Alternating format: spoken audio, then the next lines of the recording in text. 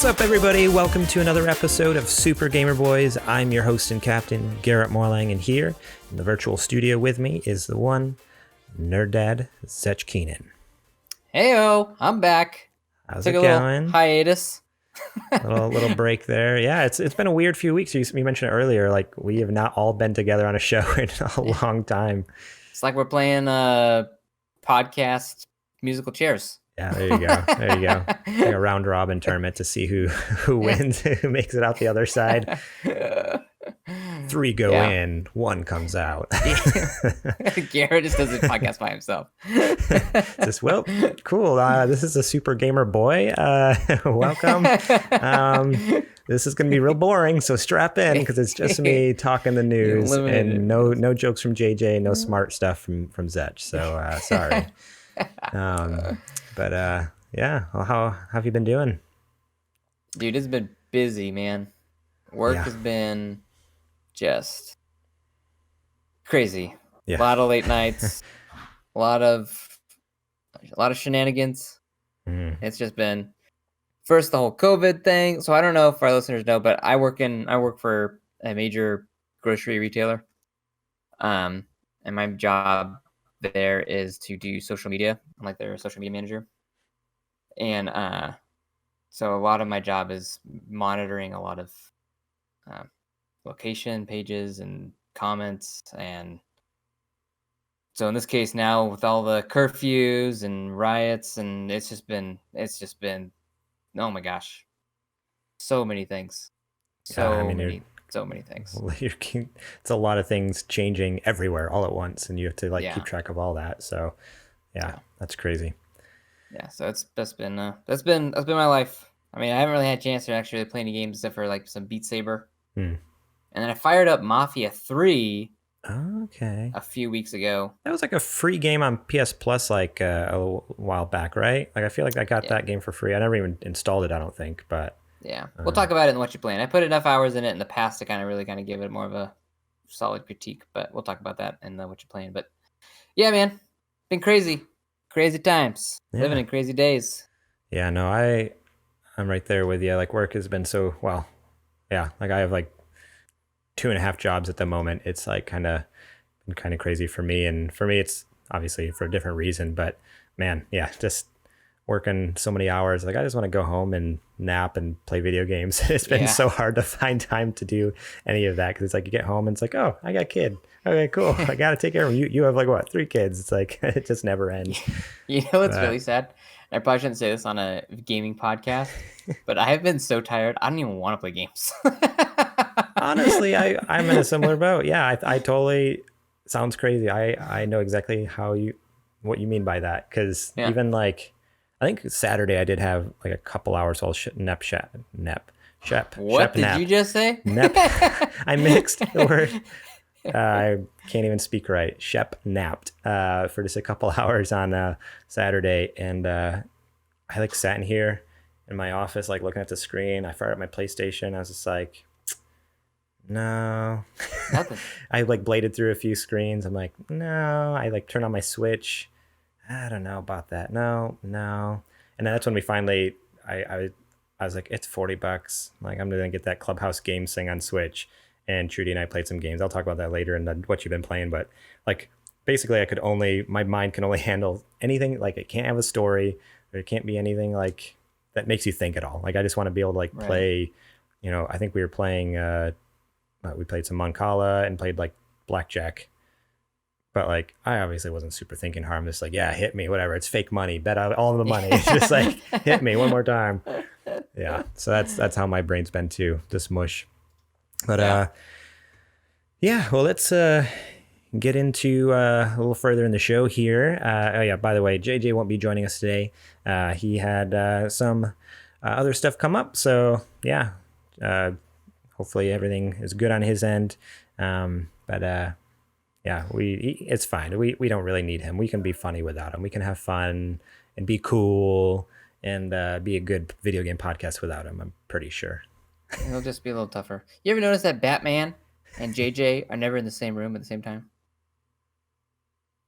Oh man, I'm just pointing it out. I mean, I think JJ might be a Cape Crusader. I mean, he might be. There's With nothing, with everything going everything on. He has going nothing better on. to do, right? I mean, it's kind of his prime time. This is it. So It's just starting to get dark outside. He's jumping in the Batmobile, going to yeah, town. in the JJ Mobile. The JJ Mobile. Oh man, it just looks like his pest control van. That's all it is. It's just It runs on methane. a van with a bunch of bugs on the side. That's all it is. But yeah, well, let's shout out some Patreon supporters here who support us over at patreon.com/supergamerboys. We have our Patreon producer, Adrian Holmes, who is awesome. Yeah, he gave us all those recommendations to check out last week, some of those cool content creators out there. And also our Patreon sponsors, Bill Bird, Julie Bates, Dustin Long, and Brent Fox. Thank you guys so much for your support. Very much appreciated. It's helping this month with getting JJ The Last of Us Part 2. So, and then next month it'll probably get Zech, probably Sekiro, right? You were thinking about Sekiro, or were you thinking about doing Paper Mario? Paper Mario. Okay. Yeah. It's a tight one. But I'm probably gonna have to go with Paper Mario just because, man, I know I'm not gonna be disappointed with Paper Mario, and I know I'll be able to have the time to play that. Yeah, right. I know that's the other thing with Sekiro. I'm like, Ghost of Tsushima. That's what it is. Ghost of Sekiro was last year. Ghost of Tsushima is one come out this year. Man, see, that's my brain. That's my brain's totally fried. Yeah. Ghost of Tsushima is the one that's coming out next month. But I like the aesthetic of it. Just like, I don't know, it just looks like such a cool setting, gorgeous setting. Like the combat looks cool. But as Derek pointed out in a previous episode that I wasn't on, he's like, if I can't play Red Dead Redemption 2, how dare I say I'd want to play Ghost of Tsushima? I'm like, no, you got me. You nailed me right there. You got it spot on, like 100%. But it doesn't mean I can't like drool over like the beautiful scenery and like the combat looks so cool and that type of stuff. Like I don't know. I wish I could just play. Maybe I'll just play like 5 hours of it and be like, okay, that's cool. Like when it's used in 6 months or something like that. Yeah, I bet if you hold off till Christmas time, that game will go on sale for like 50% off, and you can just pick it up then. Yeah. That's probably what I'm going to end up doing. One thing I've learned during the last couple of weeks of not playing any games is that I have so many games. I know. So. The backlog is real. Like you go through my PlayStation Plus free games that I've gotten the last like 5 years I've had PlayStation Plus. It's like I have a lot of games, like a lot of good games I could play. Yeah. And I just don't have the time. So yeah. But yeah, we'll talk about our Patreon a little bit later in the show. But before we get into the news as well, I just want to shout out our Discord, supergamerboys.com/Discord. It's been a little quiet lately, but I think it's just because everyone's going through some tough, stressful times. Everyone's busy with either work or doing stuff at home with their families, like whatever the situation is. But yeah, if you're interested, if like connecting with the community more, checking some stuff out, go to supergamerboys.com/Discord. And they can go join the conversations over there. And yeah, then maybe someone out there can get the conversation rolling, because it has been quiet. Although Kajoma, he's always good in there. He started some discussion the other day about last week's episode, and I responded. I saw Adrian responded in there. But yeah, it's been busy for a lot of people. You see that thing? You sent me a thing on Twitter. It's like a Half-Life Alex mod.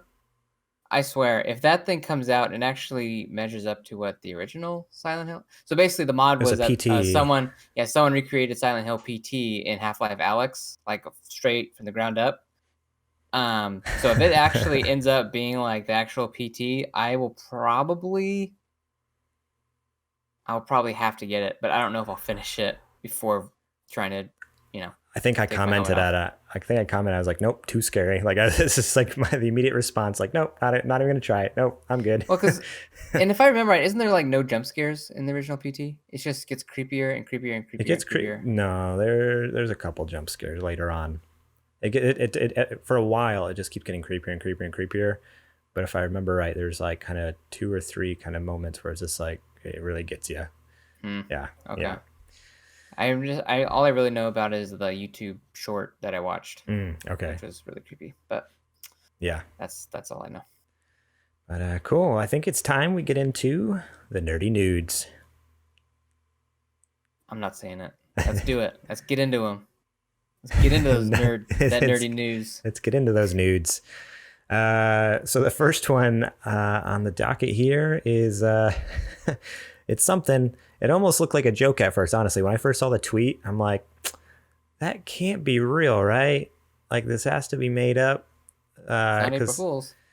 Because even the video they made, a little commercial teaser that they designed, it's just like, that doesn't seem possible.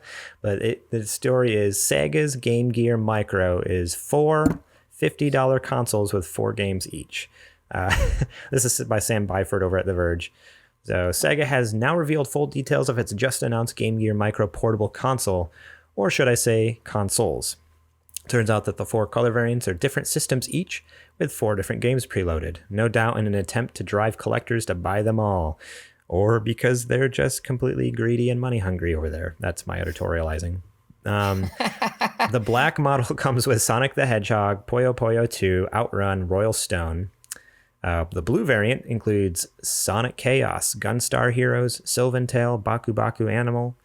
The yellow Game Gear Micro has Shining Force Gaiden, Ensei Joshin no Kunihi, Shining Force, The Sword of Haja, Shining Force Gaiden Final Conflict, and Nazupoyo Aruru no Ru. And the red version is preloaded with Revelations the Demon Slayer, Megami Tensei Gaiden The Last Bible Special, the GG Shinobi, and Columns. Now this is where things get wild. Not only did they charging you $40 a piece for these suckers, but the hardware itself, $50. Right, $50 a piece. Craziness. The hardware itself is 80 millimeters by 43 millimeters by 20 millimeters. And it has a 1.15 inch display on it. So the display is literally like... It's 1.5 inches. Not even. 1.5 would be 1.5. This is 1.1. It's barely over an inch. It's 1.15? 1.15 inch display. What? There's a single mono speaker. There's a single yeah, right? This is bizarre. How about I just get a ROM and put it on my phone? I mean, your phone has depending on what phone you have, like a 6-inch screen on it. So it's like 6 times bigger than this thing. There's a single mono speaker and a headphone jack. It charges over USB, but it can also run off 2 AAA batteries if you're feeling real nostalgic. Again, that was my editorializing with the nostalgic part because no one wants to use AAA batteries. And there's a special deal. If you're willing to drop 27,255 yen or $250 on a pack of all 4 consoles, Sega... Wait a second. So you can either buy 4 of them for 200. For 200, or you can buy 4 of them for 250 together for 250. And you get a free big window magnifying glass, which isn't free. It actually costs $50. It costs $50. So the Sega is including a mini version of its big window magnifying glass accessory, which doesn't say how far it expands the display, but it looks like it goes from about 1.15 inches to maybe about 1.5 inches, maybe 2 if we're lucky. This is why Sega shouldn't make consoles. This is why they can't make consoles. They don't know what they're doing. They need who okayed this? I don't know. It's bizarre. And so the video I was speaking of that I saw on Twitter originally, it shows like a big, because the Game Gear originally was known for being like massive, like it was huge. It was huge. And so like in the video, it shows him holding a huge one, and then all of a sudden it goes, whoom, it shrinks, and it shows it in his hand, and it's just like this little tiny rectangle. Like too much. And I'm like, it can't really be that big, right? And then I read the measurements. I'm like, oh yeah, it's that big. It's like barely fits in the palm of this dude's hand. I'm like, I don't understand that. How does that work?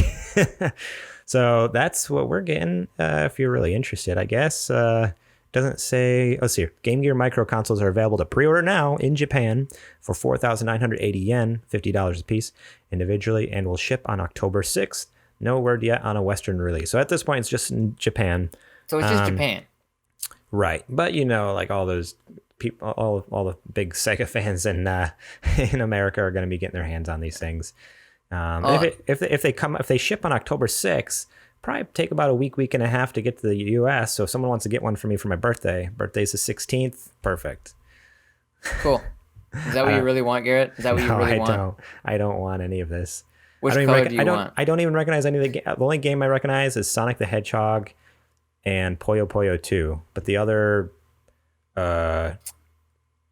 See, 14 games I've never heard of before.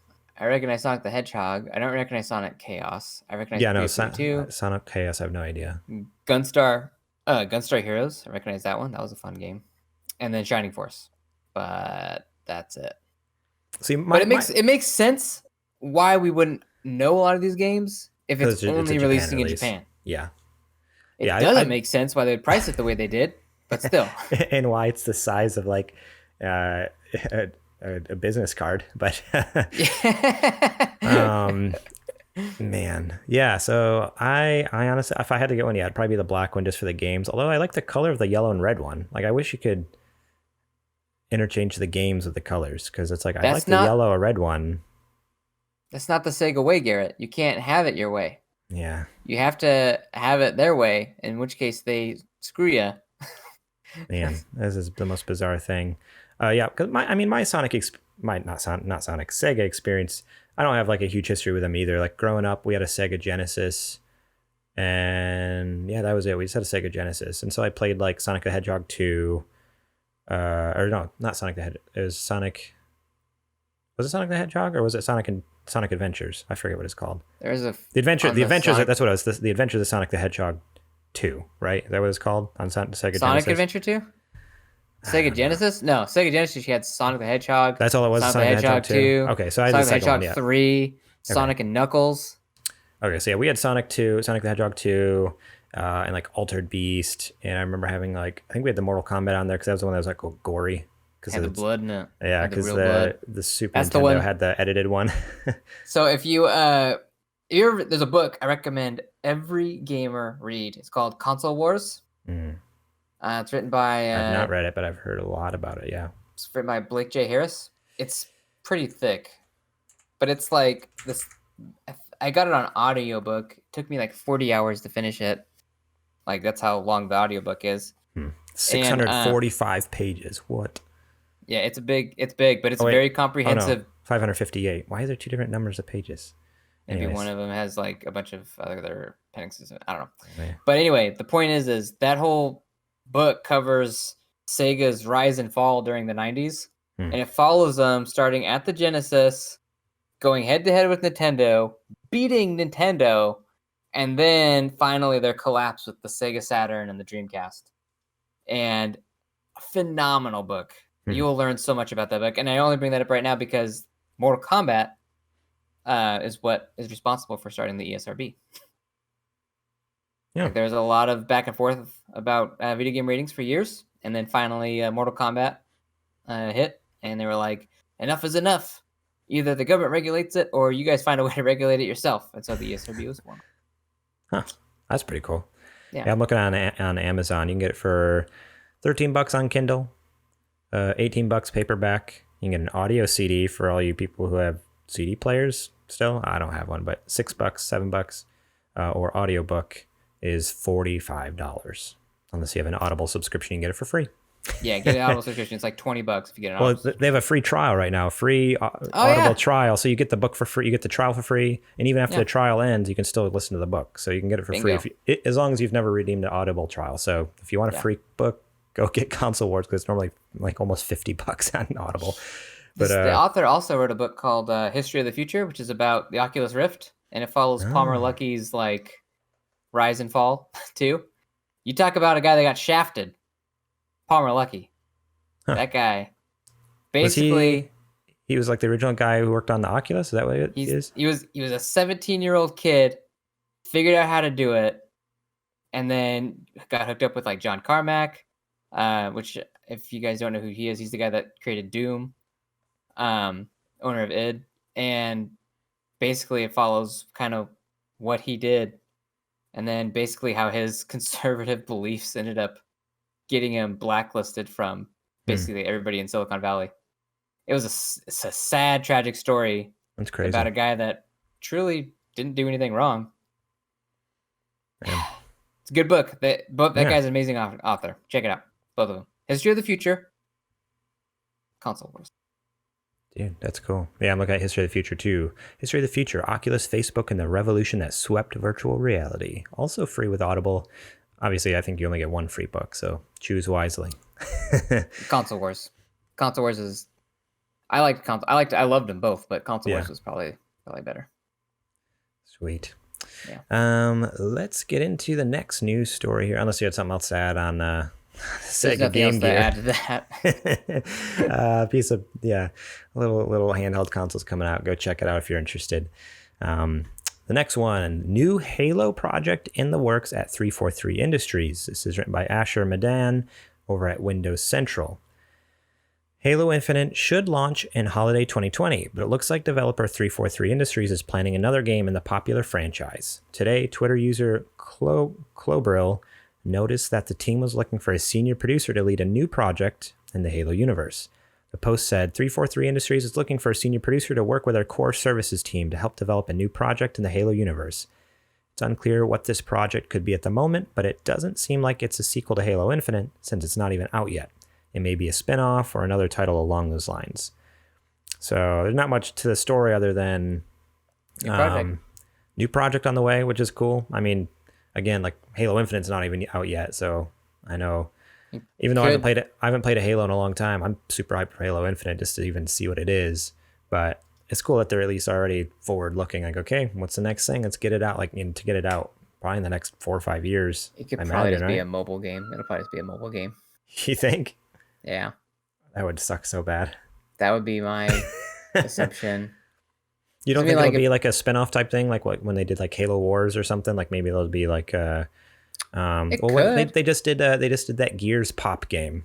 That was a fun game though, wasn't it? It's a fun game. What if it ends up being Halo Pop on for mobile or something Halo like Pop? that?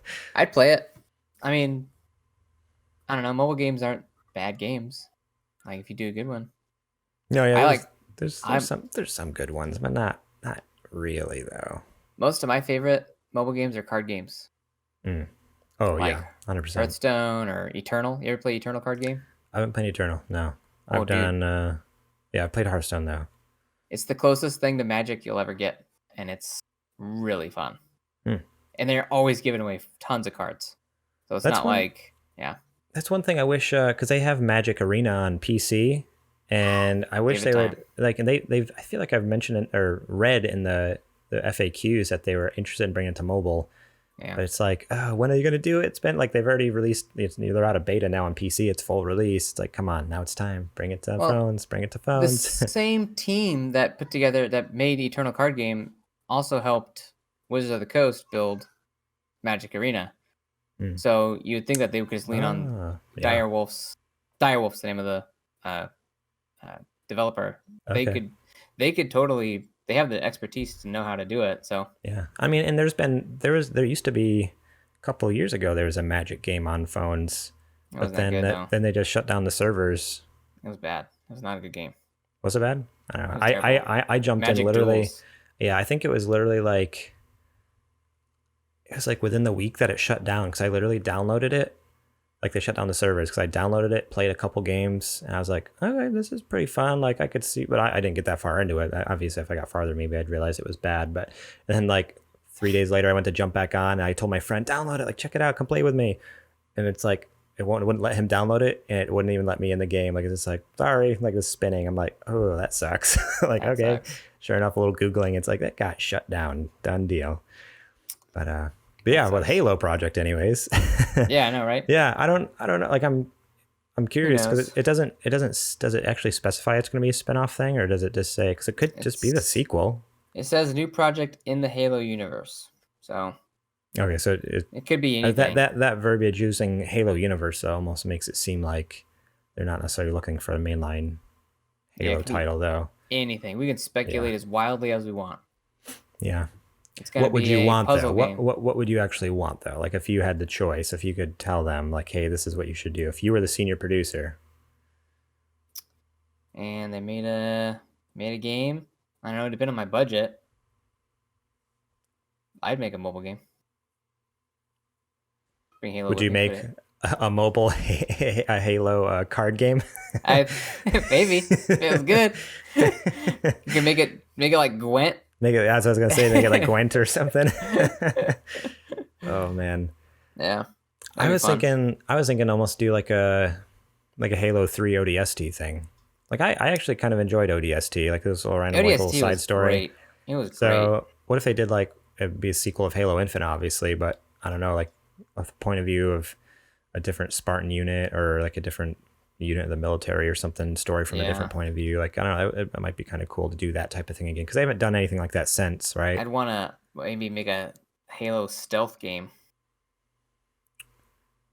I mean, you wouldn't play as a Spartan, right? Though, You because would play the Spartan. you You can't really be could. You stealthy could in play the that. Spartan. They had sneaky Boom, boom, Spartans. boom. Emil, remember Emil from Reach? Was it Emil? The guy with the sniper rifle. Crap, what was his name? June. He was a Oh yeah, sneaky yeah. sniper dude. I think I You remember who play you're as talking a to or yeah. You talking do one of about. those. Okay, yeah, maybe. Doing Yeah. assassinations on big old elites, sneaking up on them. So here's my pitch. I think they should do a Halo racing game. You just race warthogs and ghosts. It's like Halo Kart, and it's just kart versions of all the vehicles. So it's like cartoony, like big head. Remember they had that Star Wars. Remember the Star Wars big head racing or something like that, or what was it called? Bombastic racing. And it was I like don't remember. these little tiny carts, but then like their heads were huge, and they're just like floating around, and like Padme Amidala's like silver, like Coruscant Cruiser, and I don't Sebulba know. was in his pod racer. Yeah, it was like on PS2. It was a PlayStation. Oh. That puts things in perspective. I just had to say Yeah. that it's a PS2 game. Everything was released on PlayStation. Oh, that's the other But thing in Console Wars covers too, is how Sony enters the game. It'll literally Sony like this is like this underdog that you're like, whoa, that was a genius move. hmm. I really want to read this book now. You're really selling me on this book you now. you need to read it because basically what goes down. If you want me to spoil it, I don't know if I do. if you want me to spoil history for you, Spoil something that we all should know about being on this podcast now. Sony and Nintendo were in cahoots. They were gonna actually Right. make their own console. Yeah, I've seen. Well, there's prototypes of it. There's like one or two in the world Exactly. or something. You always see pictures of it once in a while. Well, Sony, if I remember right, Nintendo ends up screwing Sony, Hmm. and then Sony was like, "Okay, fine, we're gonna do it ourselves then." And then they go to who did they go to? They went to some other publisher to kind of help them get it off the ground, Hmm. and because they had access to all the tech anyway, and so that's It's why. crazy. Oh, dude, it's so good. It's Well, one of the even most beautifully stitched together tapestries of video game like corporate history you'll ever read. that's awesome. I mean, even look at the prototype. That's the craziest thing is just look at that prototype, and I think it even says like the Nintendo PlayStation, and it has a disc drive. Like it looks crazy similar to the PlayStation One. This Yeah. like weird, like different, like the symbols on it. Like obviously it had like a Nintendo logo, and like the PlayStation logo was different. So it was like so cool, like to look at that prototype that they had to like, oh, what the PS1 actually looked like. It's not that far off. It's basically the same thing. It reads disc. Like there was going to be a disc reader, a disc reading Nintendo console, which is interesting that Nintendo went from they were ready to go full in with disc to all of a sudden the Nintendo 64 had cartridges. Like they swapped. It's Like, so did they talk about that in the book or? they explain cartridges. So basically, how it works, Nintendo could make up to that point. They could make a lot more money with cartridges because basically, so if you're a publisher and you want to make a game, you have to come to me. You have to buy my cartridges. Okay, you have to come and buy Nintendo's cartridges. And you have to be like, okay, I'm gonna buy. And you can't just buy them as you need them. You have to Right. buy a fat chunk of them. Okay, and then you so make you're all gonna your buy games. like 100,000 of them now. Exactly. So if you don't sell 100,000 copies of your game, you're really up a creek. So like they were like, Man. okay, well, but if we use this cheaper disc format, people can just make their own games, or easier to make their own games. People can more producers. They wouldn't have a chance to really kind of vet the games that get put on there because there'd be so many of them. Right. So that's kind of where they were coming from, money and control. Crazy. Yeah. Interesting. Yeah, because it's just like it just hit me now. Like, oh yeah, the prototype had a disk drive. Like, wow, how did they do that full 180 to like? go from cartridge to disc and then decide, no, we're going back to cartridge. But that makes sense. Like if you're gonna make more money that way, you might as well. Yeah.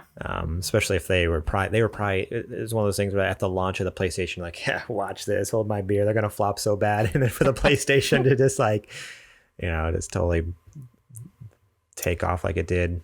It did, and that was kind of the thing. And Sega was on the sidelines of that, watching it, because like Sega was involved too. Sega had turned down Sony as well, so you had these two corporate giants that were like, "Get out of here, Sony!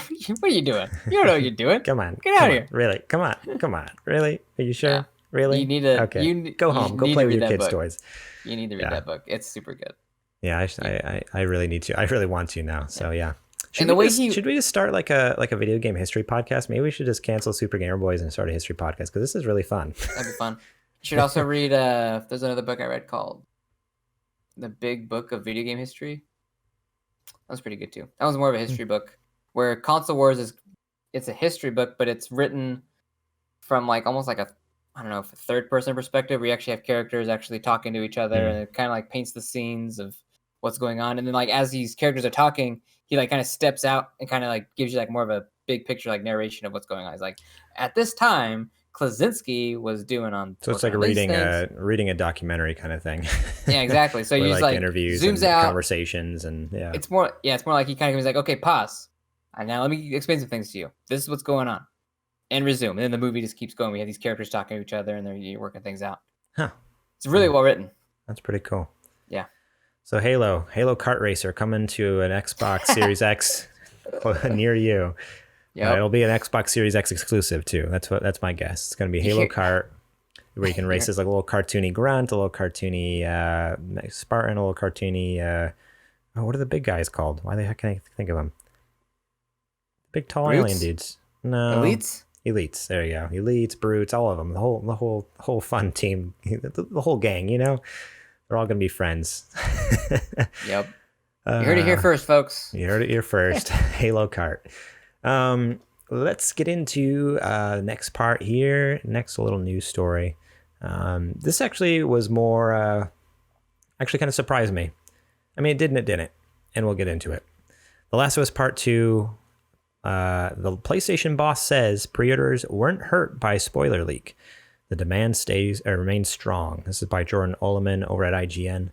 So PlayStation boss Jim Ryan has revealed that demand for The Last of Us Part 2 remains strong despite major story spoilers circulating online.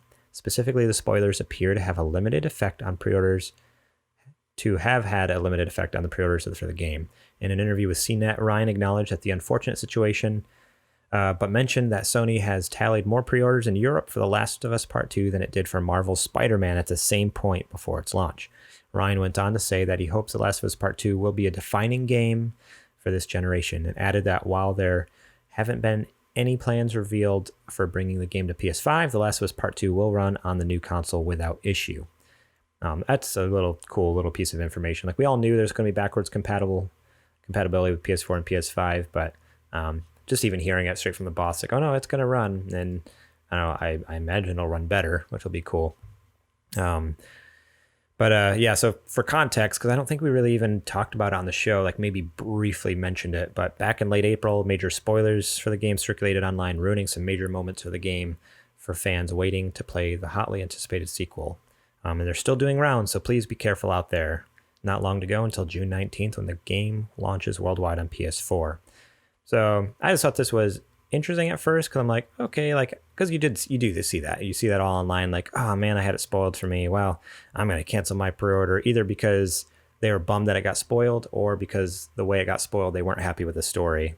And obviously a lot of those people, like, afterwards, I'm like, obviously more people they're all talk. Like, they're not actually going to cancel their pre-orders and stuff. People still want to play games. But it is interesting too to hear the mention though that it's doing better numbers than Marvel's Spider-Man did at the same point before launch. Because it's Last of Us. I mean, yeah, but like a Marvel Spider-Man game by Insomniac, like I feel like I remember that, like, people were super hot for that as well. So yeah, but I mean, it's Last of Us. Yeah. It's not like Spider-Man was a sequel to like one of the greatest games of all time. You know what I mean? Yeah. Yeah, I don't know. It's just like, yeah, my head. Marvel's just been so hot the last what 10 years, 15 years. When what, it came out in 2008, Iron Man did, right? 2007, 2008. So 13 years. It's like, oh, Marvel's been such a hot name, and like everything that's come out Marvel has been like pretty top notch. So without ever looking at numbers, I assumed like that Spider-Man probably did pretty dang good. Yeah. And so then hearing like, even despite spoilers and stuff, like Last of Us Part Two is killing it at the time, like as far as like based off of the timeline we're at now. It's like, oh, okay, that's good. Like, yeah, that goes to show that spoilers aren't really affecting it, and if anything, yeah, this game has all the hype that it deserves. I mean, based off the first one. Obviously, yeah, I don't know if I'm going to be playing this day one, obviously, because we talked about JJ's getting the copy for Super Gamer Boys. Hopefully, he'll be able to play it and talk about it on the show. But Yeah.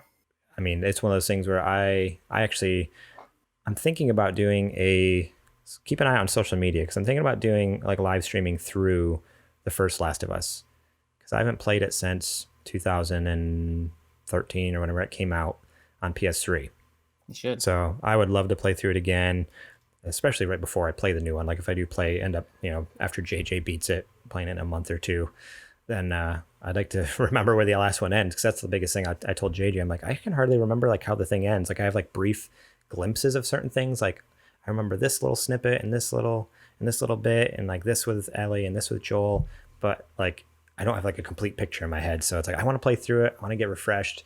I want to get to that ending, and especially with just a new like just lens to play the game through. Like I'm now like a father. I'm now 7 years older. Yeah. I'm now like, there's just so many things. So yeah, so look out for social media. I might be playing through the first one to kind of get refreshed on that, and have some fun doing that. But I'm excited for Last of Us Part 2. Like, I don't know, it's this weird thing where like I'm super hyped for it, but I don't feel pressure like I need to play it day one either. Like I know you said already, like, yeah, you don't plan on playing it day one, but honestly, I don't know if I plan on playing it ever. Really? Yeah. I mean, we'll see what the reviews say about it, but here's the thing. It's like, I feel like Last of Us 1 was so good just by itself. It's like, leave it alone. Just leave it. Don't touch it. Don't mess with any of the characters. I like the way you had it perfectly put together. Done. Then you can drop a second one, yeah, because you're going to ruin it all. Yeah, because I don't remember much from the ending, but it does pretty much kind of like put a bow on things, right? Like it's kind of like, yep, that's the end of the story. That's it. Like they didn't really have to do a sequel. To spend more time in this universe makes no sense to me. And I have other than it's going to make them tons of money. Like that's exactly. Oh yeah, they're going to make a butt ton of money. So I mean, there's that point of it. I mean, from a business perspective, cool. You guys are going to do it. But as a gamer, I don't have any drive to play this one coming out, which is so the opposite. And I don't mean to say that to be contrarian. Like I can be kind of a contrarian sometimes. I genuinely don't feel the need to play this game.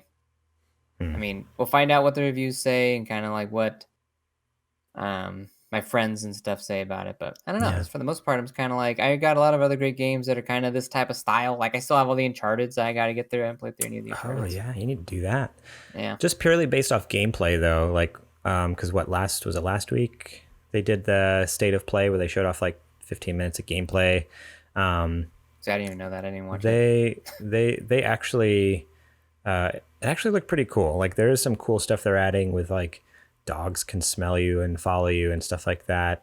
And the way crafting works is really cool. Like it's similar, but it's like just a little more streamlined. Like it just seems like they really nailed down a lot of the systems and made it just work so much better. The way stealth works in the game is kind of cool, where yeah, if you're hiding in the tall grass, okay, you're hidden, but we're gonna make this realistic. It's not like super video gamey where someone can walk by you like 2 foot away and not see you. Like they're like, if someone comes within even like 10 or 15 feet and they kind of like, they'll like it shows in the gameplay, all of a sudden they do like a double take and they're like, wait a second, like you can tell like they kind of see something's not right. It's like, okay, so the AI is pretty smart, which is cool. I think like that's a kind of a cool thing to have. Like, so even the technology that they're putting into it is almost more interesting than at least the storyline. Like I feel like if I played it, it'd be for the gameplay and the technology, like with the AI and stuff like that. Like okay, that could be really fun to play with that. And they've announced some new clicker enemies, like some new infected. Like I was like, okay, that's always fun getting some new, big creatures to fight and stuff like that. But which is cool. I mean, I don't. That's super cool. Like all that stuff you just said is super cool. For me, kind of just comes down to like the story doesn't seem like it's gonna be too much of a draw for me. Mm-hmm. You know what I mean? Like I've heard that it's like her trying to go after her girlfriend and save her girlfriend, or something like that. I was kind of like, cool, go. Yeah, it just Do seemed like a that. very like kind of basic cliche kind of story, like what every whatever video game, whatever every movie, like it's just like okay, it's just another one. There's a Like damsel in distress. yeah, because like that's what even set the first one apart is the story wasn't like your typical. It had so many twists and turns, and Yeah, it's not just the like your end was standard not the Hollywood. end you were thinking it was gonna be. Exactly. Which could very well happen in this game, which is why I'm gonna wait for friends to play it and let me know what they think. So yeah, we will have to wait and see. Also, so our next news story is just kind of an update also from last week. So originally last Thursday, or was it? Yeah, it was last Thursday. There was supposed to be a big PlayStation 5, the Future of Gaming event streaming on online. That was supposed to be June 4th, but it was postponed due to everything else going on, just to kind of clear up some of the social channels and leave space for people to be able to speak on social media and for leave some space for the Black community kind of have the room and share what they need to share at the time. So they postponed it kind of indefinitely. And originally I know I was like, oh man, like great, awesome, cool, but when? Like indefinitely is just such a scary thing to say. Like they did the same thing with Last of Us Part 2. Like it's delayed indefinitely, and we're all like, does that mean like forever? August, September, like next year? And same thing with PS5 is like, oh no, are we not getting some till like July? And then literally like this week or today, as a recording, the 8th, so Monday, they put out a tweet. It actually kind of leaked this morning. Originally it was a leak, and then finally they came out and just officially confirmed it. But it says, join us June 11th at 1 p.m. Pacific time, 9 p.m. BST. I don't know where that even is. Where's Baloney BST? Standard Time. I guess so. Something. Barcelona? I don't know. What's the country that starts with B? There aren't any. No, so it says, hi, this is from PlayStation Blog, Sid Schumann over there, Senior Director of Content Communications. Hi all, thanks for being patient and understanding while we rescheduled this PS5 event for Thursday, June 11th at 1 p.m. Pacific time. We needed to step aside so key voices could be heard during this historic and important time. Now that the event is confirmed for June 11th, I wanted to add that this pre-taped program will be broadcast at 1080p and 30 frames per second. This eased the show's production process during a time when many of our team and developers are working from home. The games you'll see on Thursday will look even better when you play them on PS5 with a 4K TV, as you'd expect. It's also best if you watch while wearing headphones if you can. There's some cool audio work on the show, and it might be harder to appreciate if it's pumped through your phone or laptop speakers. Anyway, enough talk. An updated version of Jim's original post follows below. See you Thursday. And then it's just last week's blog post that we already went over last week. Right. So two things that kind of stood out to me was, well, three things. First off, great. It's awesome. I'm glad it's happening sooner than later because we all were like, indefinitely, what the heck? So this Thursday, 1 p.m. So tomorrow, if you're listening to this on Wednesday, you're going to get some sweet PS5 news. Can't wait. Second thing, they're going to broadcast it at 1080p and 30 frames a second. I understand the 1080p aspect of it. Not really. If it's pre-taped, I feel like they could have done 4K 60 though. Like YouTube's capable of that. So it just kind of surprised me that they went for that when it's a pre-taped program, especially when they're showing off, 4K PS5 visuals. It just probably seems didn't like have. There's the only thing that I could think of would be camera equipment, but 4K visuals, maybe they, I don't know, processing power would be a thing to kind of get. I'm pretty sure there must have been some kind of behind the scenes type technical issues for them to, Hmm. you know. Because I mean, wasn't the Xbox One that was in 4K? If I Yeah, remember I right, mean, that was that just was like full res. webcams from people's houses, other than the gameplay. Then that would have been in 4K. Yeah, that's Yeah, what blows my mind. It's just like, oh, it's fine if the webcams are in 1080p, but you could have at least showed the gameplay at 4K. Like, I don't know. maybe I was the just kind of editing could have come down to like the editing, trying to stitch it together.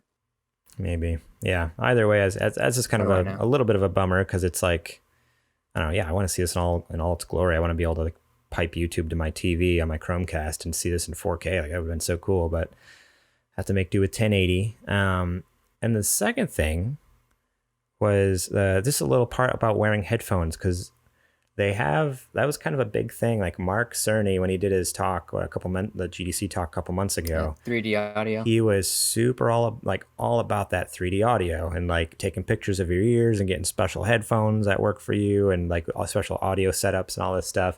Yeah, it was just kind of interesting how into that he was, and so I don't know. It'll be cool to see how and if they incorporate that into the stream. Like I'll definitely be watching this video not at 1 because I'll be at work, like you know most people probably.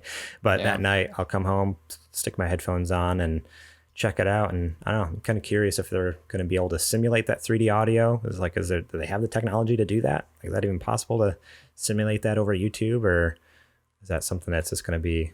Is it just going to be like stereo and it's just going to like shift, like be a simulated 3D kind of thing? I don't know. Audio's audio to me. Like Oh, there you're wrong, but that's okay. We can agree to disagree.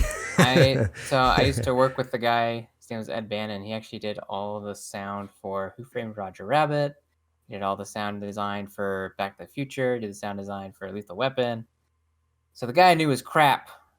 Okay, and the guy told me, he's like, "Look, surround sound is a joke." He's like, "You know that scene in Robin Hood with Kevin Costner, and he shoots the bow and arrow off the guy's head, and Mhm. you hear the split go all the way around, you know?"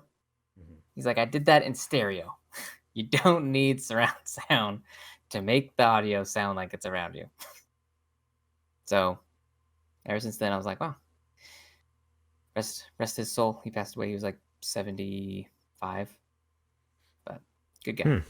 Good guy. No, yeah, I mean, and that's kind of what, like, I have a pair of Steel Series um, headphones that I recently got for gaming and stuff like that, and it says it has like 7.1 surround sound in it, but It's it works. It's like cheating, but it it's works. basically just like all that means is it's stereo, but with a couple extra simulated channels that your ear can barely differentiate. Like you're right, but there is a difference between like stereo sound on your like what this says, like through your phone or laptop or even your TV sound bar, and then stereo sound in headphones. Like stereo sound in headphones is basically like surround sound. Like you really do get that effect. Or if I just hook it up to my TV out there with a sound bar, like it'll be like it's just all coming from in front of me. Like you don't really get Yeah.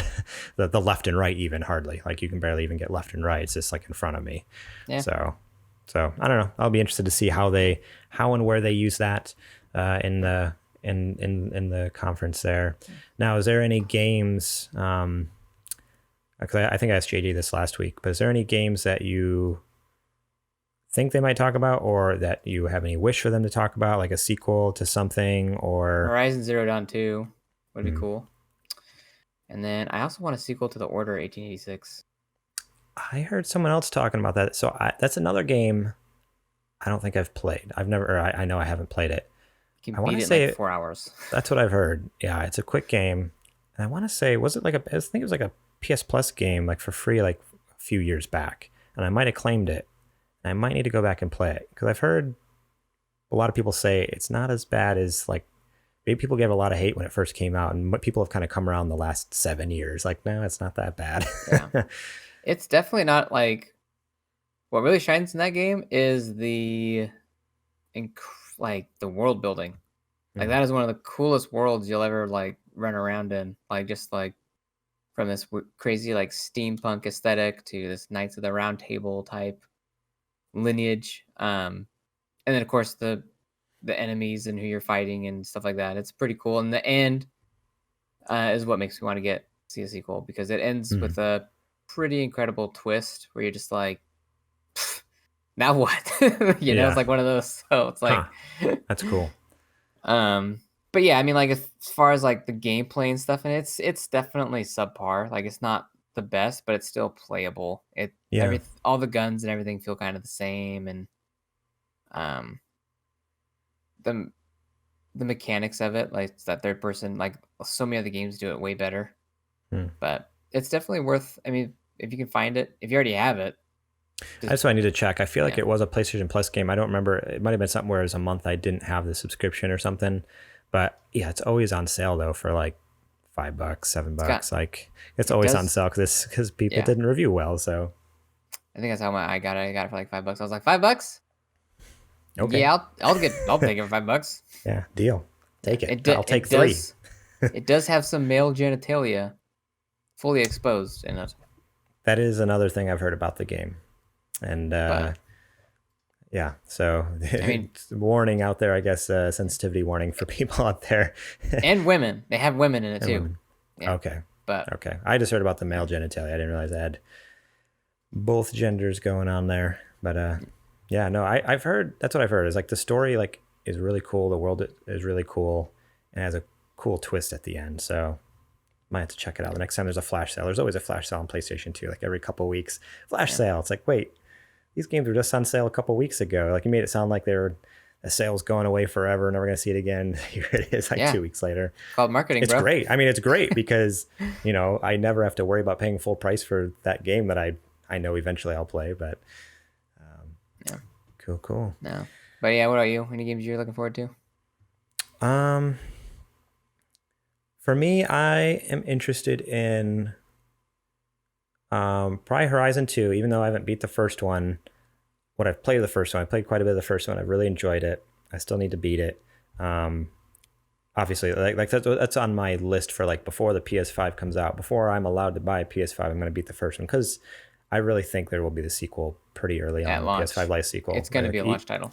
yeah, like it'll be. Yeah, I was thinking either launch title or if it's not for some weird reason, it'll be pretty close. So It'll it's like drop I in February really, at the latest. yeah, exactly. So it's like I really need to beat the sequel, the original one. Um, but as far as like I don't know, it's something else. I know Blue Point has been working on a remaster for a while, and they keep hinting and teasing and making like little things. I know a lot of people think it might be a Demon Souls game, but there's some Bloodborne. there's a no, not a Bloodborne. Well, there's recent talks that there's could be a Bloodborne remaster, but that wasn't by Blue Point. I think that Not was by Blue by Point. Yeah. that was by someone else. But for Blue Point specifically, there was talks of Demon Souls, and then I've heard talks of Metal Gear Solid, and I was like, holy smokes! Like I don't know, or I don't know if that could ever actually happen because of how Konami is with their titles and everything. But it came up at one point. I think Blue Point even put out a tweet that kind of just maybe they're just trolling us, but they put out a tweet that just like mentioned something like, "Wait a second, are you seriously working on Metal Gear Solid like remaster?" That'd be pretty amazing. I think there's like a couple other things that are rumored, but those are the two biggest ones I've heard: is the Metal Gear and the Demon Souls for Blue Point. So I just want to know what they're making, whatever it is. Like that'd be cool because they make great remasters. They do good work. So I'd love to see what they're working on next. It's actually gonna. I feel like a remaster would be a waste, in my opinion. But that's what Blue Point does. I mean, that's all they do is remasters. So Didn't they do they did. So here's their list of games. what's I just this looked it up here. So Blast Factor back in 2000. I think that's an original game, but that was on PS3. 2009 they did the God of War collection. So like the remastered ports of 1 and 2. Okay. They did the Eco and Shadow of Colossus collection on PS3, so it's a remaster of that. Well, a remaster in general would be a waste on the They PS5. did Metal Gear. They did a Metal Gear Solid remaster for PS3 and 360. Oh, I didn't realize that they're the ones who developed PlayStation All Stars Battle Royale. So maybe they're working on PlayStation's All Stars Battle Royale too. Oh man, they could. They could. Who That would make knows? sense. That'd be a Man. dumb idea since that was one of the lamest fighters ever made. it got pretty close. It wasn't terrible. You play that game, you're like, I just wish I was playing Smash Brothers. No, yeah, you're right. Like, I just want to be playing Smash right now. I don't want to be playing this. Yeah, no, you're right.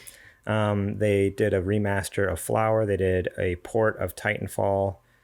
They did Uncharted Nathan Drake Collection on PS4. They remastered Gravity Rush for PS4, and then they remastered Shadow of the Colossus. So that's all they've ever done, other than the All-Star Battle Royale. What studio did that game with that big bird thing? It was made by the same people that did Shadow of the Colossus. The bird. The Last Guardian. Last Guardian. Who did that game? I mean, who's the developer of? Yeah, I thought it was Blue Shadow Point, of Colossus, but it wasn't. Well, I mean, they did the remaster, but Last Guardian developer. Guardian was made by Team Eco. Eco, there they are. And alongside Sony Interactive Entertainment Japan Studio. Yeah. So Japan Studio and Team Eco worked on Last Guardian, and they're also the ones that did the original Shadow of Colossus and stuff like that. Yeah, and Eco. Well, not to drag this out any longer, my armchair quarterback opinion, okay? Guy that knows nothing about games.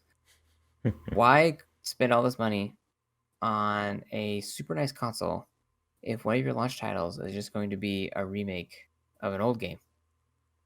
Like, where are your devs at, bro? Where are your devs? Where are your games? Like, when the GameCube launched, when the Xbox launched, they weren't like, how about we just remake old games? You know, they were like, here's a new console. Games you never played before. And here's the Legend of Zelda collection. That's what I got. When I got mine, I got the one that had all the old Legend of Zelda games from like NES and SNES. On launch day. I'm talking about on launch day.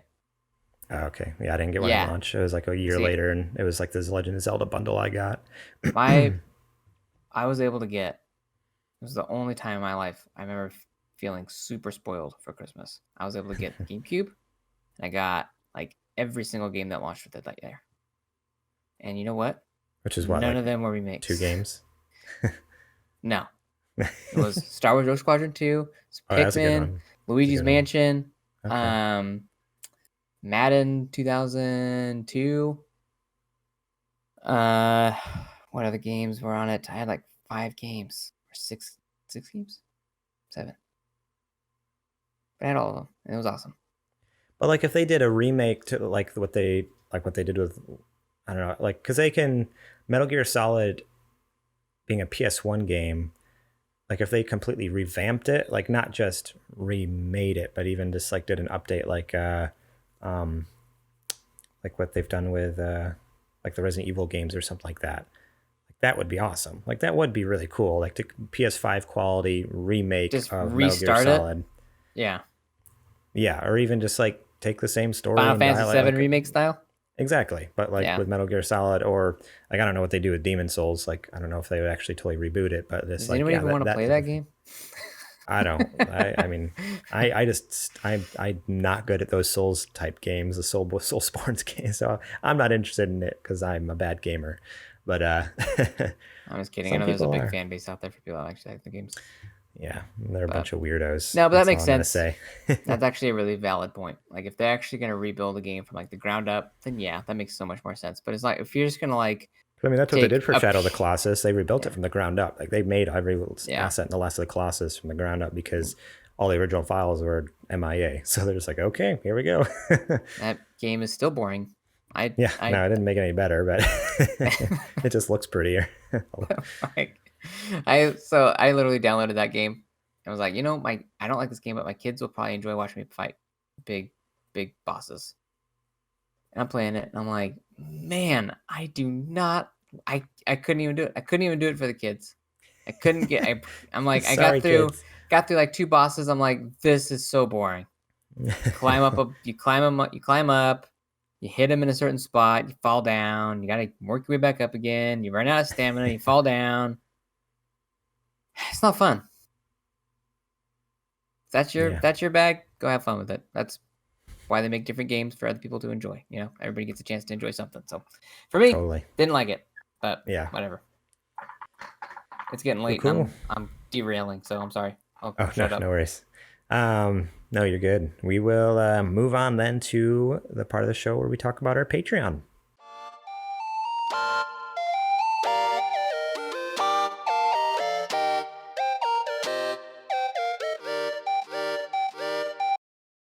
So if you haven't already, if you could please go check out our Patreon, patreon.com/supergamerboys.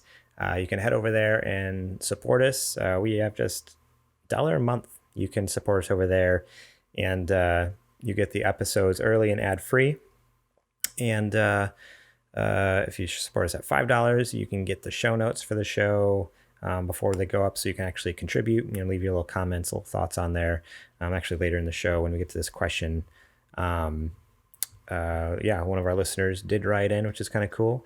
$10, you get it's a sponsor level, so that's when you get the shout out in the show. And then the producer level, $15 a month, just like our amazing Patreon producer Adrian Holmes. He gets to pitch segments. He's only done the one so far, but I messaged him the other day. I'm like, hey, we're open to whatever. You let me know what you want us to do, and we'll bend over backwards for you. We'll do whatever you want of us. It's true. But thank you guys so much to Adrian, to Bill, to Julie, to Dustin, to Brent, and all you other ones who support us at the other levels. Thank you so much for that. And if you want to join that illustrious group, go over to patreon.com/supergamerboys and support us there.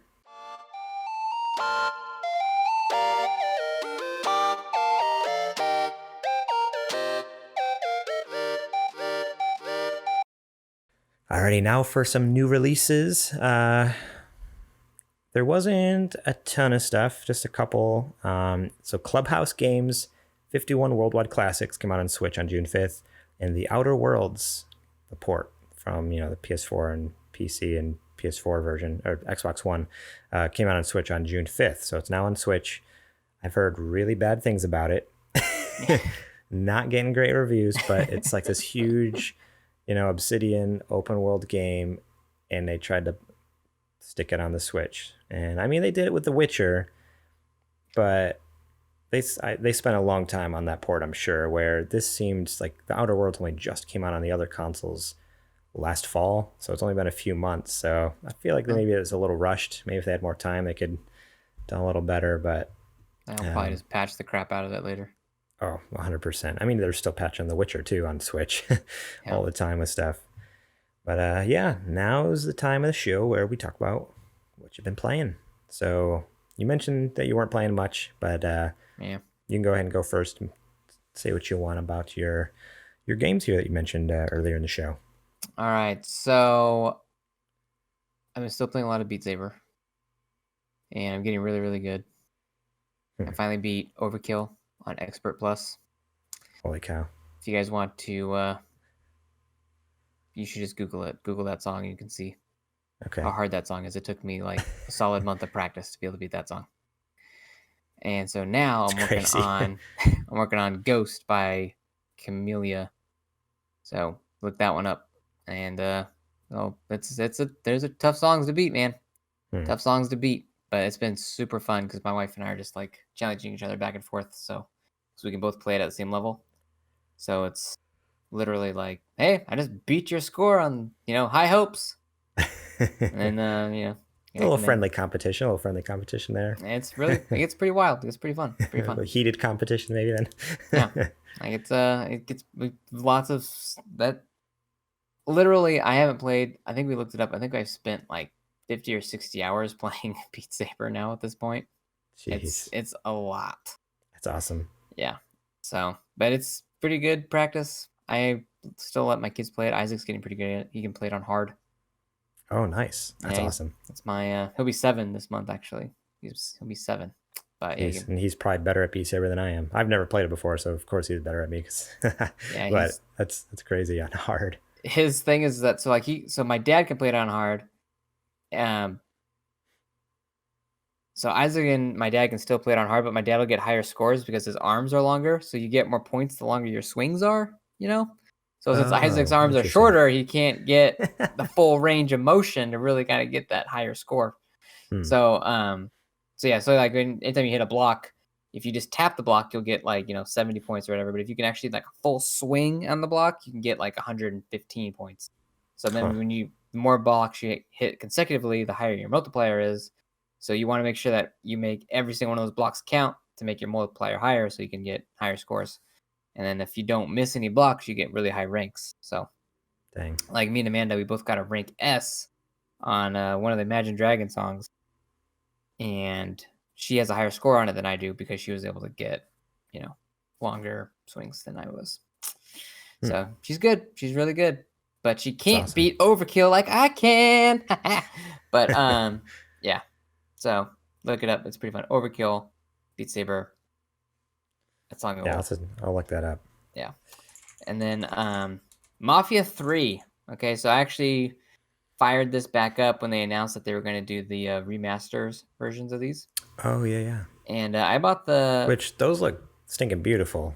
Like yeah the remaster of like I was like, holy 1 and cow, it 2. looks like a brand new game. Yeah, which Mafia 3 already looked really good. Like it already did look really really good. Um, it's an interesting game because it's got like that GTA feel where you play as the bad guy. Hmm. And I never played 1 or 2, but I have 3. I got it through Humble Bundle. I was like, sure, why not? I'll check it out. Got Humble Bundle subscription. Just came with the package anyway, so I played it. And the story, they do a really good job of getting you attached to the group of characters, almost kind of like an Ocean's 11 type vibe. But they do a really good job of really kind of tapping into what it was like to be black during the 60s, and especially I think you're in Louisiana. So it definitely touches on a lot of racism themes and things like that during that era, and the music is very true to what you'd be listening to. So if you're driving around in your car and your radio's on, you're listening to what would have been popular during that time. Really good world building. The problem with that game is that you spend so much time driving, and you That's what actually I've heard. have to obey the rules of the road. Otherwise, you'll get pulled over. And if you're a bad guy and you're wanted, you definitely don't want to get pulled over. So you Right. spend all this time traveling around. I think there's a fast travel feature in it. I don't remember. I I played it like a lot like last year, and then just turned it on again this year, like for like a couple hours. But Hmm. um, So like pretty you're actually fun. having to like stop at stoplights and stop signs and stuff like that and Yeah, use your waiting for turn signals and pedestrians. that's Yeah, bizarre. the whole shebang. It's That's like so you're ridiculous. like, oh my gosh, I just want to get there already. And Right? like Oh I've been man. spent hours playing this game, and most of it's just been sitting in my car. So it was not a really well thought through mechanic. Like I get what they're trying to Hmm. do, but it just wasn't that didn't make the game that much more fun. But the characters Yeah. in it super cool. It's definitely a hard rated M game, very hard rated M game. Hmm. So um, like you're having to go into like these clubs and rescue women that are being y- you know not treated the way a woman should be treated, and Hmm. pretty heavy moments, Yeah. and the bummer is that you kind of play as like this bad guy trying to get revenge and stuff. So it's really kind of hard for me to relate to that. Like I get that, and I think the only thing that keeps me playing is that I kind of really kind of hoping that this character kind of like ends up becoming more good. Yeah. That's But with like any game though where you play the bad. Like I mean, I know some people like that. Like what was it back in the day, like Fable or like even like the Star Wars Force Unleashed, like games where you can go like be bad. Like some yeah, people like love that, but as much as I always wanted to do that, I'm like, yeah, I'm gonna be the bad guy. And yeah, within like 10 hours into the game, I'm like, oh dang, I'm a good guy. Like I yeah, don't know. I just like I just yeah can't like relate to it, and so and my natural choices is generally skew good, and yeah, so I'm like yeah. So games like that do that are tricky. Like even like with Red Dead 2, right, like it's like oh yeah you're the bad guy. It's like you can do good things, but then it just doesn't make story sense. It's like oh I'm not gonna go do that thing right now, but then it's like then you jump back into the next cutscene. It's like oh no I'm like this outlaw like doing this crazy stuff, but I'm just not. I'm not doing those things though, but I am. Like in the cutscene, according to the cutscenes, I am, but I in real life I'm not. It's just I don't know, it's just confusing because it's like I'm not playing like not straightforward. they let you have the freedom to do those things or not, and like so when I didn't, it's just like oh I feel like I don't fit in then. Like I'm not the character you want me to be. Like they want you to be bad, and I'm not playing that way.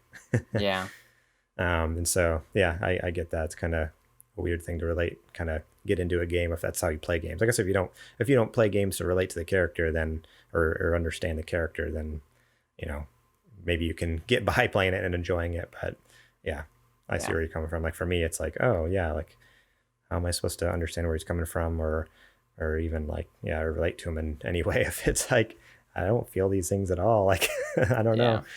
Yeah, It's tricky. yeah, but it's But pretty fun game though. yeah. I'm kind of still in the part where I'm still trying to like build my gang network basically. And then once you Okay. get that all kind of put together, then it opens up a whole nother area of the game where you actually gotta like send your gang members like on jobs to kind of like bring in more money and stuff like that. So Hmm.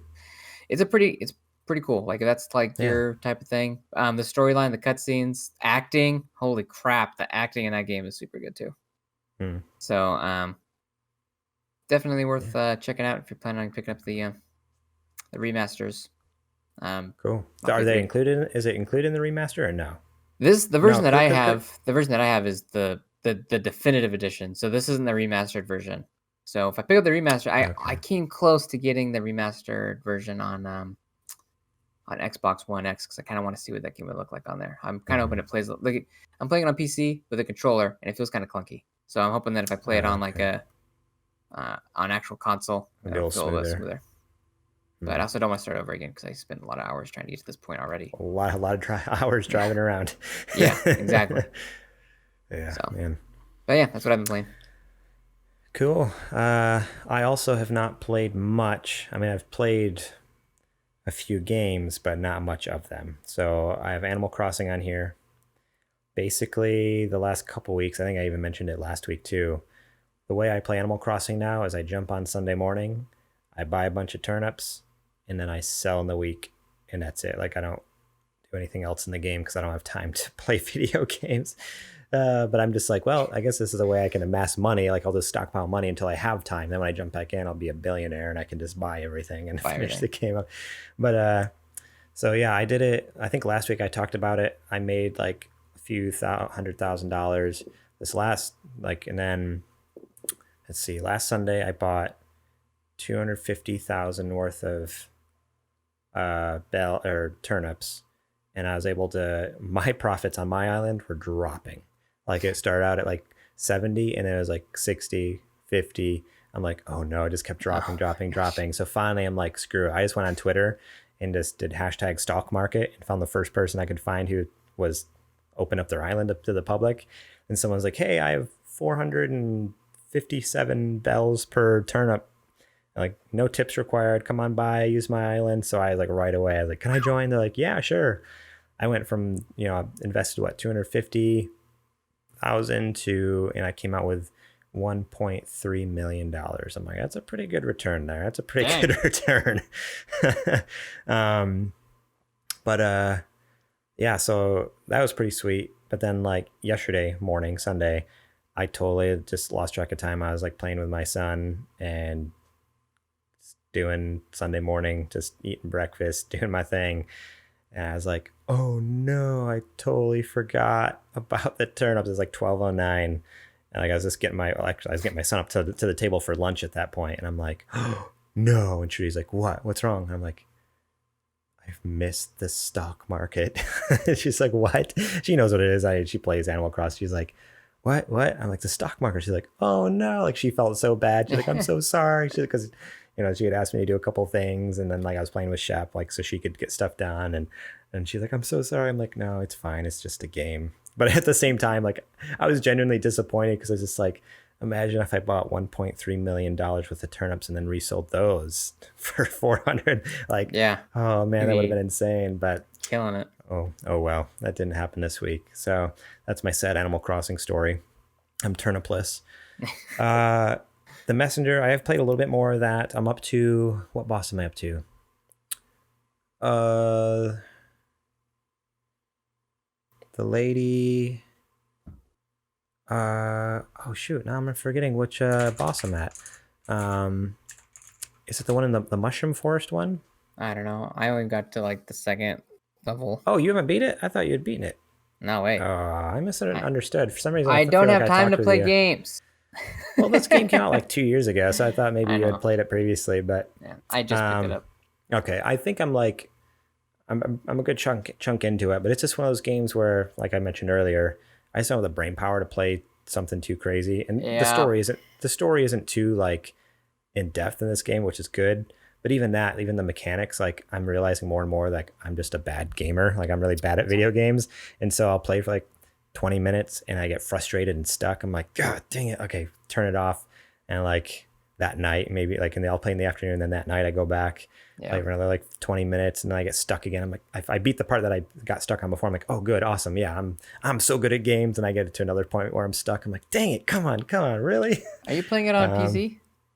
on PlayStation. PlayStation.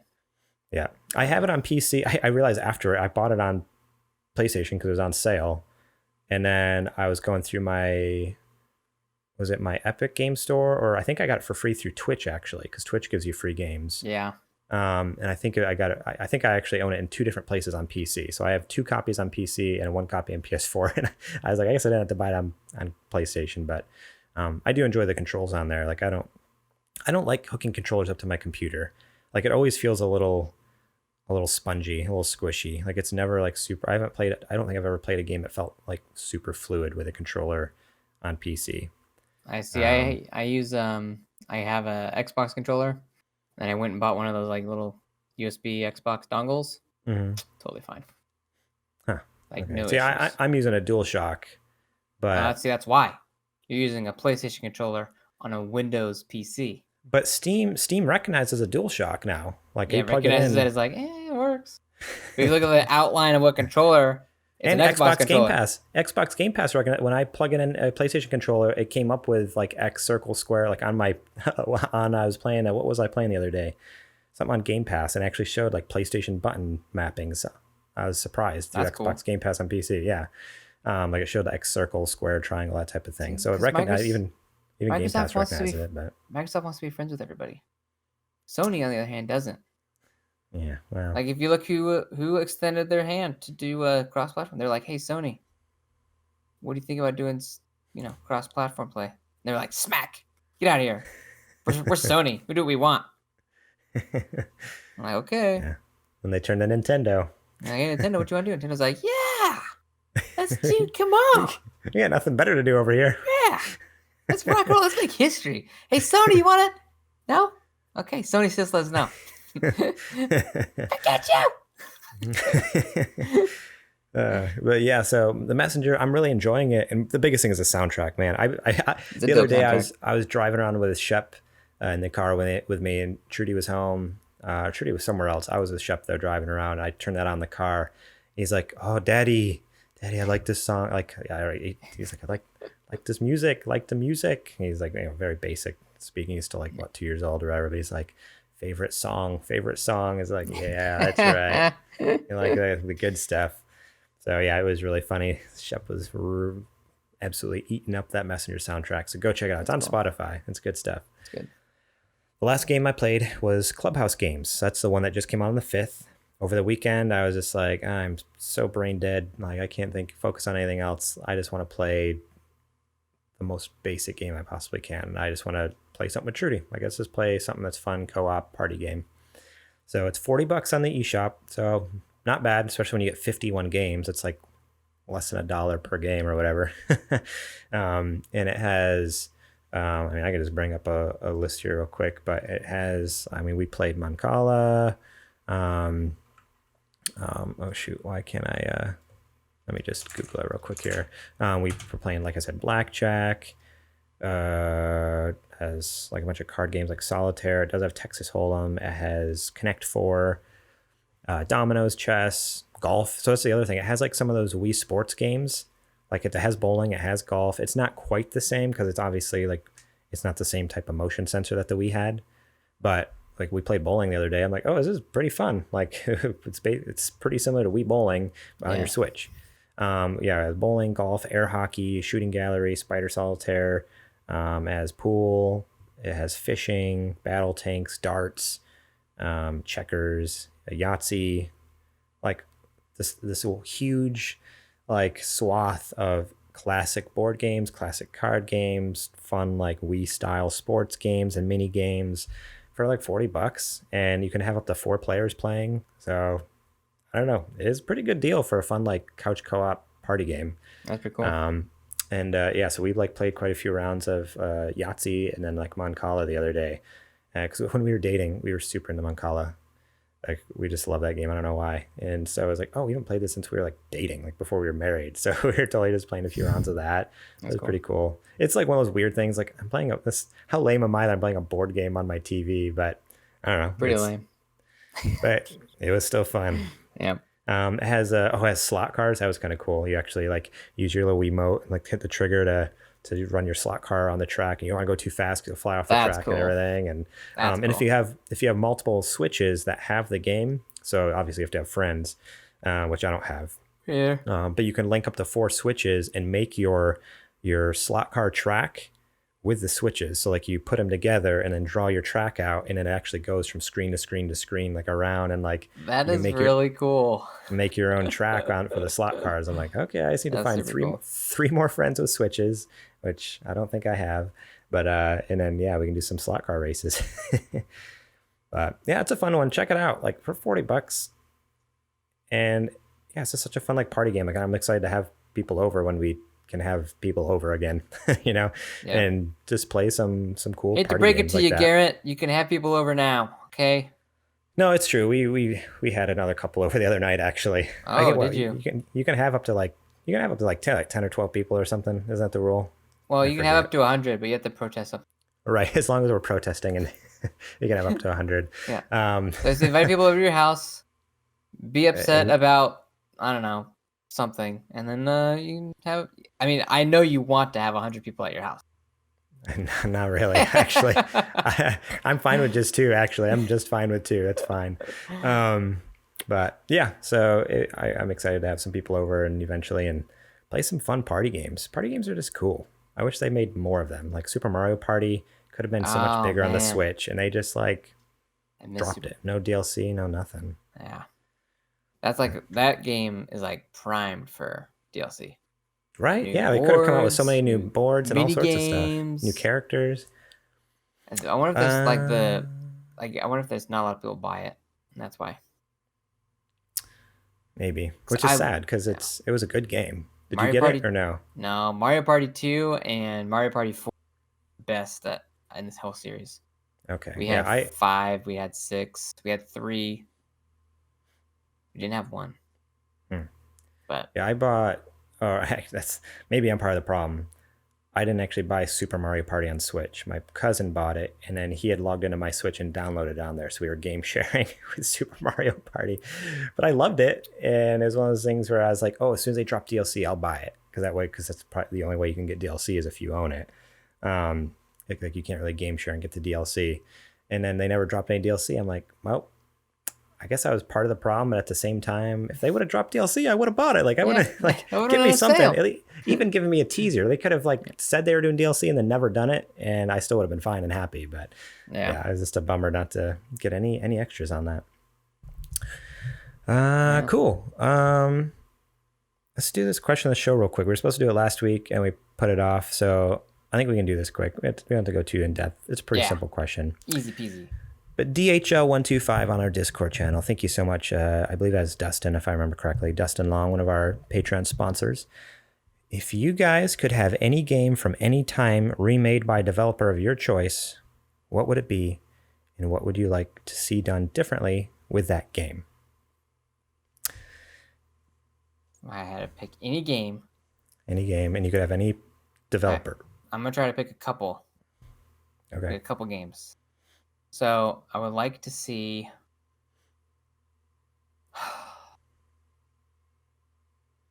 The Order 1886, done by Guerrilla. Hmm. I mean, Ready at Dawn, good, but I think Guerrilla or Insomniac could have taken that aesthetic and really made the gameplay better. Hmm. Would have been dope.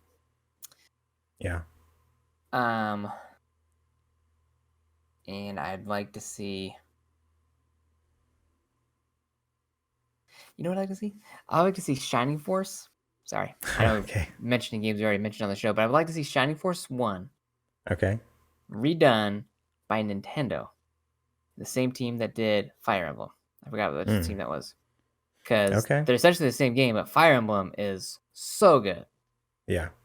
and I want to see Shining Force be done today with like full-on cutscenes, and all this stuff. It kind of has like a cartoony type vibe, so I'd like to see him kind of maybe hang on to that. Maybe Rare would do a good job with it. Yeah. But yeah, anyway, Yeah. picking those two. Cool. Derek says Lord of the Rings: The Third Age. I have to agree. Yes. Lord of the Rings: The Third Age is one of those underrated games of all time. No, that was that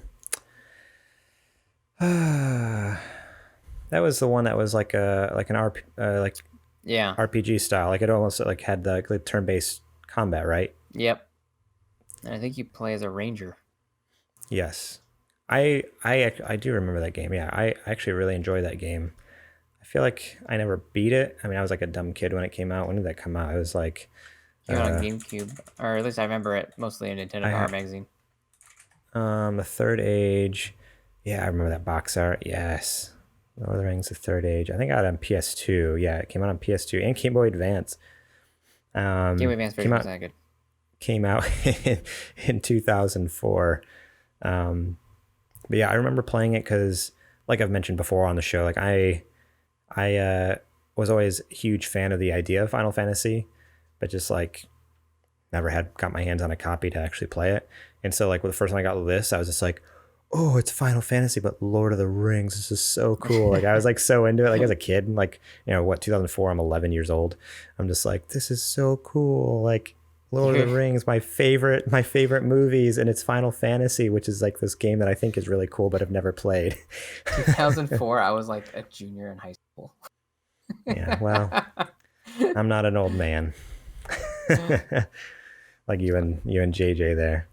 But yeah, no, that's a good one, Derek. Now, who would be the developer for that though? Like, would we want like, is that something we just give to Square since they kind of have the whole turn-based combat thing down? Square would be good, or EA. I mean, I'm pulling from like Mass Effect type vibes. But would EA just turn it into like Mass Effect game? Action style kind of combat then, like a Final Fantasy 15 or 7 combat, basically? I'm not speaking for Derek here, but a Lord of the Rings action RPG in the same vein as Dragon Age or Mass Effect would be one of the coolest games.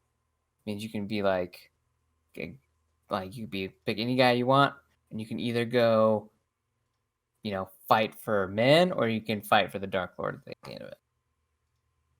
That'd be dope. That would be cool. I think we just came up with a new game. Yeah. We're getting good at that. We're just coming up with all sorts of new games today. Well, when you got great, listeners giving us all these really cool questions. Little jumping off points, yeah. Yeah. For me, I had thought of one earlier, and I was like, yeah, that would be cool, but I don't know. I obviously wasn't cool enough to write down. Like even thinking back, I'm like, no. BioWare, I think for me, BioWare. Right. Sorry, right. But yeah. I understood what you meant though. Because it's usually published by EA though. It's published by EA, but made by it's developed by BioWare. Yeah. I would want.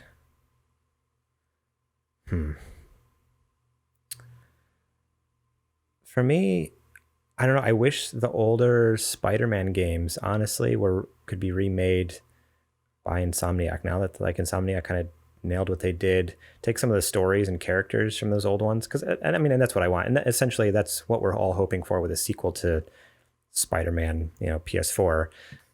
But yeah, so basically, what I want though is I want those old, like I want something with Venom. I want something with Green Goblin. I want something with all these characters from the old like PS1, PS2 Spider-Man games made by Insomniac now, and just their flair and their spin, and like that'd be so cool because that was my favorite back in the day. Like those Spider-Man games were so much fun, as bad as some of them are.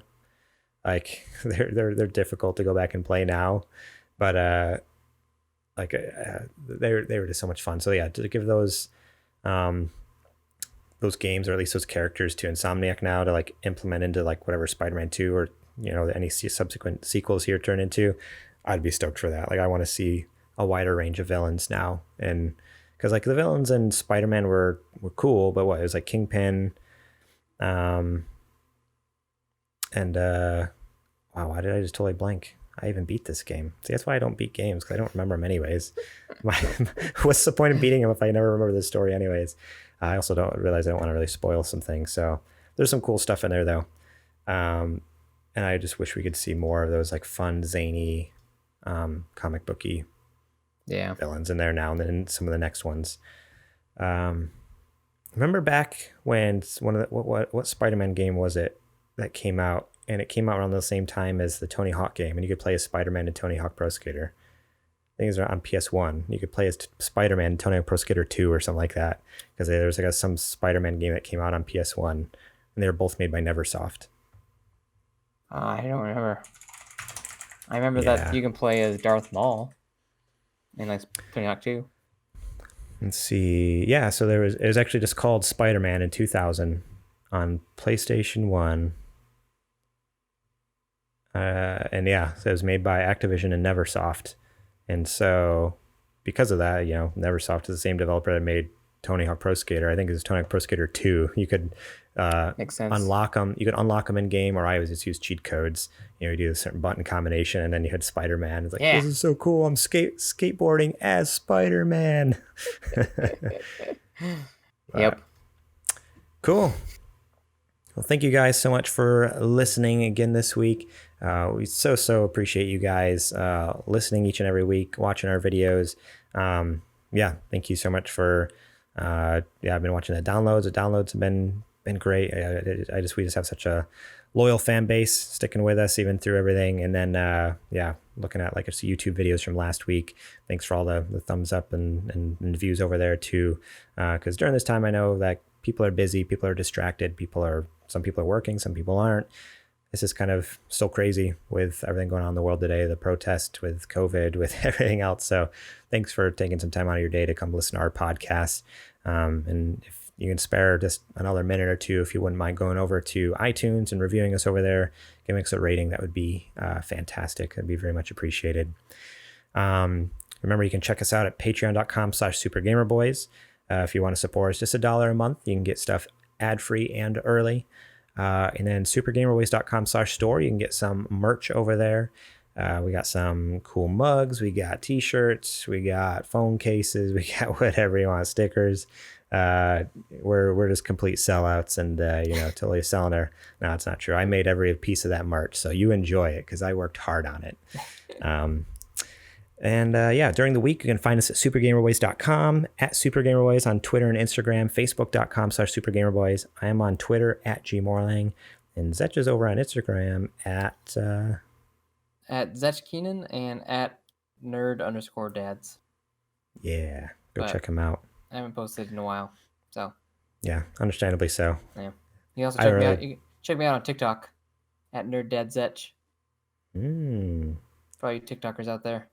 You have some fun TikToks. I do enjoy them. You always put them up as like your Instagram story, and I'm like, I follow you on Instagram, but I feel like I don't follow that many people, but I never see your stuff for some reason. So I don't go on TikTok very often either. I like never go over to TikTok, but when I do, I always see like these other people. So I need to go on your page and flip through all your. Check out my good TikTok, stuff, bro. You have some fun stuff. It's fun. Thank you so much to Star Andrews for our logo. Check her out on Instagram at Ground Floor Graphics and Facebook.com/Ground Floor Graphics. And that is the end of the show.